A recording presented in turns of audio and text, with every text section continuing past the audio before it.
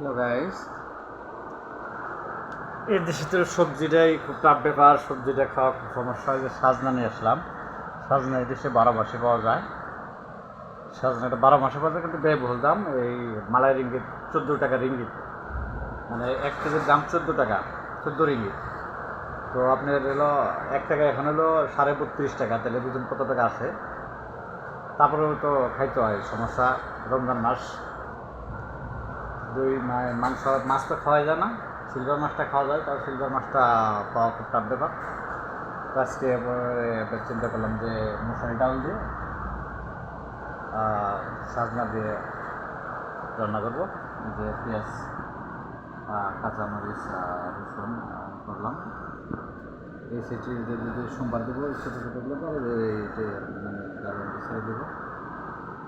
কাঁচামরিচ দিলাম, যেহেতু দিতেছি সাজনা, একটু জাল না হলে কোনো হয়, ভালো হবে না। এই দেশে কিন্তু এটা কিন্তু আমরা মনে করি বাড়তি, এটা এর চাও বাড়তি। এই দেশের মানুষ কিন্তু এগুলা কিন্তু খায় হলো বেশি বাড়তি হলে বেশি, যে আমরা যেগুলো আমরা খাই না, বেশি বাড়তি হলে আমরা কিন্তু বাংলাদেশে বেশি বাড়তি হলে আমরা খাই না, এগুলো গাছে পাইকা পয়লা জায়গা। আর আরও বেশি বাড়তি, যেটা বেশি পাকছে যেগুলা, ওইগুলোই এরা খায়। ওইগুলোই ওরা খায়, এইগুলোই ওদের খাবার। তো রমজান মাসটা খুব টাফ ব্যাপার। কালকে 2টা বাঙালি পুলিশে ধরছে অলরেডি, কারণ তারা হলো ওপেনলি খাবার খাচ্ছিল। কারণ হচ্ছে এই দেশে রমজান মাসে আপনি কেউ মানে রাস্তাঘাটে কিছু খাইতে পারবেন না। রমজান মাসে বিশেষ করে তারা খাইতে নিয়েছিল, তারা পরে পুলিশের ধরে নিয়ে গেছে। হয়তো কাল পরশু তাদের পুড়ে তুলব, কিন্তু এদের কিন্তু 100% জেল হবে। এখন 1 মাস হোক বা 1.5 মাস হোক বা 2 মাস হোক, 100% কিন্তু জেল হবে। এদের আইন গোড়া করা,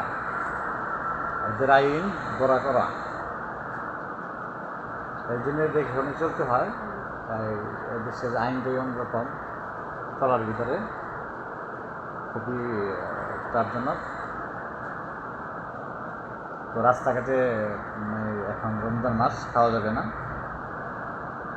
হ্যাঁ, খাওয়া যাবে, ইফতারের পরে খাওয়া যাবে, রাত্রে খাওয়া যাবে, কিন্তু ওই পূজার সময় খাওয়া যাবে না। বা না, যদিও কেউ মানে মালাই রোজা রাখলে তারা তাদের কৈফত দিতে হবে। কৈফত যদি ঠিক মতো পড়ে, তাহলে তারা ছেড়ে দেবেন, যে মালাই রাখবো না, তারা মালাই নিয়ে যাবে। এদেশে আইন সবার জন্য সমান, সবাই নিয়ে যাবে, রাখবো না কারো। তো সবাই ভালো থাকেন, সুস্থ থাকেন, সবাই রোজা রাখার চেষ্টা করেন। আশা করি সবাই রোজা রাখবেন যারা মুসলিম। তো সবাই ভালো থাকেন, সুস্থ থাকেন, আমার জন্য দোয়া করেন। বা প্রবাসী যারা আছে সবার জন্য দোয়া করেন, কারণ মালয়েশিয়া প্রবাসীদের ইয়ানুফসি যারা এজেন্ট ভিসা, এদের ইয়ানুফসি সবার জন্য এই দোয়া রেখেন, যেন সবাই আল্লাহ পাক ভালো রাখে, সুস্থ রাখে। তো সবাই ভালো থাকেন। এই সাজনাতে রান্না করবো ইনশাল্লাহ ডাল। ভালো থাকেন সবাই।